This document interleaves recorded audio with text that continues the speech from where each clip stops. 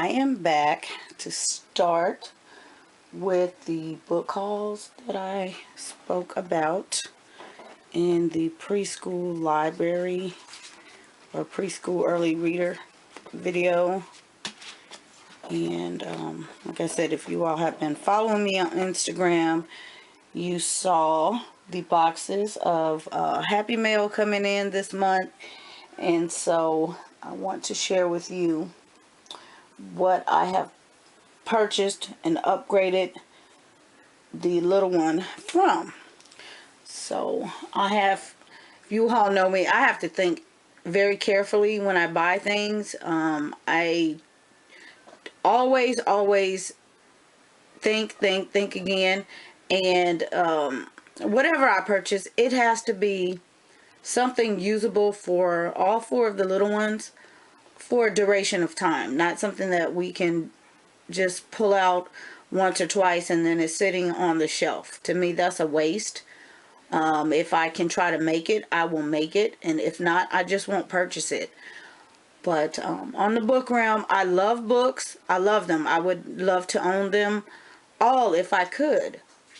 But again, it becomes obsessive. It turns into clutter. Even though I can get them a dime a dozen, I am not going to be a book hoarder. I don't want the kids to be book hoarders. We use them, and we, like I said, get rid of them, donate them, or what have you. So just going around and assessing everything and things like that, it took me a while to get to this point. Not something I just said, oh, I see these books, I'm going to go and buy some new books. I haven't made any purchases since I did curriculum. This is it for the year. There are no more, after this, there's another book haul, and no more. There's nothing else that we need. There's nothing else that I'm going to purchase. That's just it. We use everything in the room on a daily basis. I'm happy to say that, my things don't just sit on the shelves. So, with having four little ones, it can become, excessive. It really can. I can, honestly attest to that. But knowing that we make use of the things every day. If I'm not reading books to the kids or pulling out the puzzles, laying them out for them, they will pull them out. So at this point, there's really not much that I have a need to discard or, donate things. I have done that. I do that regularly. But at this point, there's nothing else in here. And that's pretty much how it's going to be for a long time.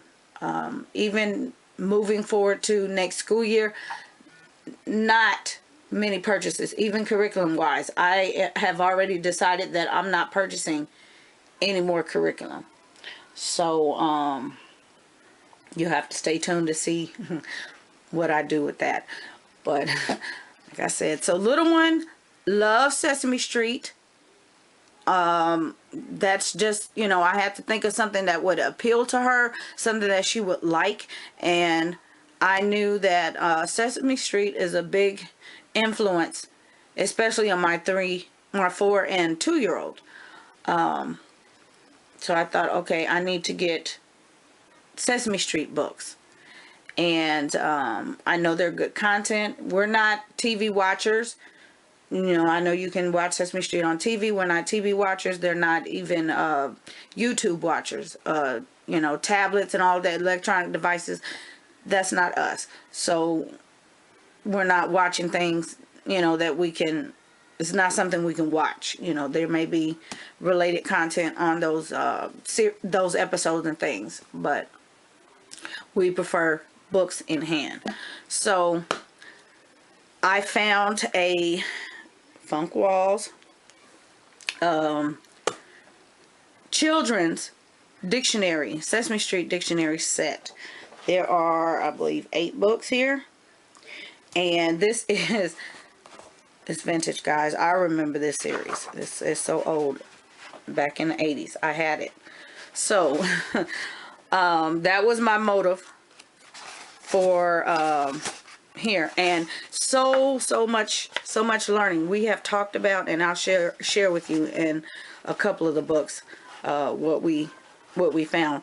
But there's just so much in here that, you know, she can't get bored, really. You know, we can talk about the words, and when the you know, the other kids, the twins, are reading their books, and the 4-year-old is reading, they come across, or are reading, they come across books or words that they don't recognize, or they want to know the meaning of, because that always happens. I am a believer of dictionaries, keeping dictionaries. I don't want my kids to be, you know, able to go and just Google things. I'm old school. Look it up in the dictionary. Teach kids how to use a dictionary. So they have already been utilizing these dictionaries, you know, to find meanings of words. So we talk about, you know, like I said, what's in here, talk about what's going on in the pictures, and, you know, one picture, one page, you know, hours you could talk about. So this is a win-win. I was very, you know, I did have to take my time and decide if I really wanted them. You know, I wasn't just completely sold because it was Sesame Street and that type of thing. I don't know. I'm just that type of buyer. But yeah, I had looked at them for a while and had them saved, and they were still there. So you guys know eBay, but you'll find things like this, extra learning in the pages of the books. There's a riddle in here. And so we have, that is A, B, here's C, D, E through G, H. Okay, here's my bookmarks, H through K. So we were looking in the books. We saw Super Grover with a hole. Okay. So I will get back to that in just a second. So Super Grover has a hole. You'll find things like this. Can you find the 8 hidden animals in the picture? So I love this. I love this. Love, love, love. And the only thing is, you know, Elmo was not around in these days. She's a fan of Elmo. So anything that Elmo is, you know, if Elmo says it, she's all over it. Like most little kids. You know, and I use those things with caution. You know, even though it's Sesame Street, we still have to, you know, talk about some things. So, okay, the whole, and let's move through the next one. Alright, so here is my, okay, we're on N. So when we got to Needle, we discovered that Super Grover was mending his hole. Okay, so that was just really, really neat for her to be able to discover that, just, you know, exploring the books on her own. You know, things like that make me happy. We have poems in here. Knowing that they delight in, you know, the treasures that I give them. And things like this. We don't do toys. We're not toys. I will buy books before I buy toys. And this is what they play with. You know, they come in the room and these things become their favorites. This is what occupies them. They'll play with blocks and things like that. So, also, are we in M? Yeah, we're in M. We are also talking about, in here, money. So, very, very valuable. Very, very valuable. They're learning to recognize the two little ones, money denominations. So, like I said, win-win all the way around. Here's O through Q, R through S. Volume 8 is T through Z. So, and you all know, I am a $5, $10 person or less. These happen to be 12 with shipping. So, yes, hooray, hooray. Rare find, but nonetheless, a good one. Alright, next set, Sesame Street Book Club. We have Elmo. Okay, This is, I think it's 15 books. These were 10. These are 1993. So pretty much stories. You get the letters in here, the words, that type of thing. So she is, you know, again, loving these books. The older ones are able to read them to her, to them. And yeah. So, and the condition of the books is what I was really impressed with. These have been very well taken care of for the books to be this old. Of course, I am not going to get rid of this set of books. Or these books. They are going to stay within the family. Because when you come across them, once they're out of print and they're, you know, they're rare, you don't want to get rid of these. So some of the other books you saw on the shelves, those will be discarded. The ones like the brand new readers, I will not discard those. So that's what's in there. The City Worm and the Country Worm. I can do it myself. Great character builders. You know, I remember this being, you know, a little episode on Sesame Street where they're learning how to do chores and, you know, becoming independent. So that wasn't my other motivation, character builders. If I lived alone, I can count to 10 and back again. Numbers. Grover's a book of cute little words. Monsters. Oscar Silly ABCs and other stories.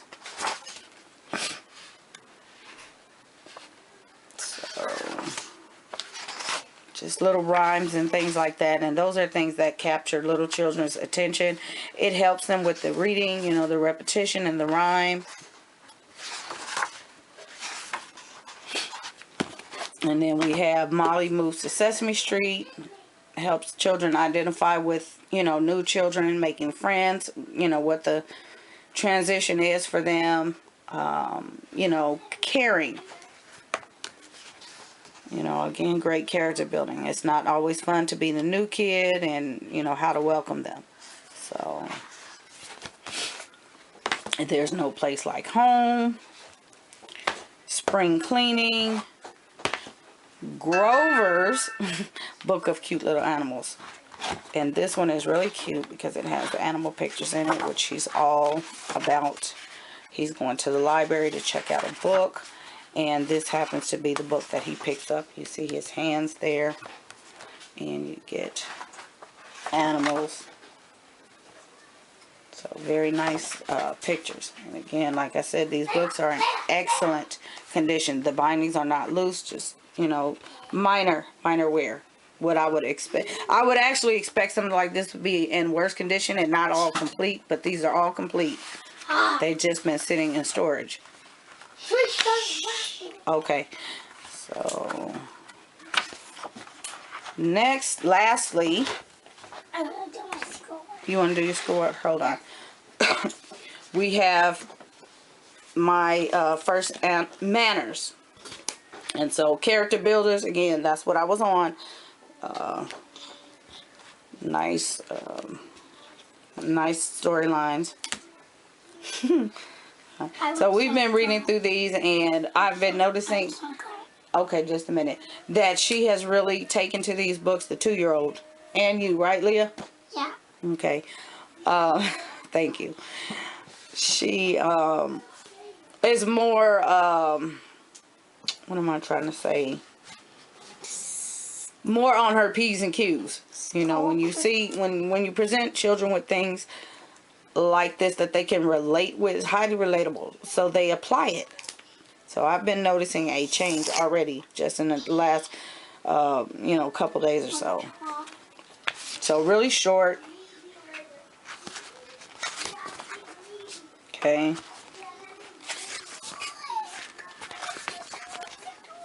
They asked if they could make music. What the deal was, it, you know, they wanted to ask if it was okay to make the music because they knew music would be loud, and they got permission.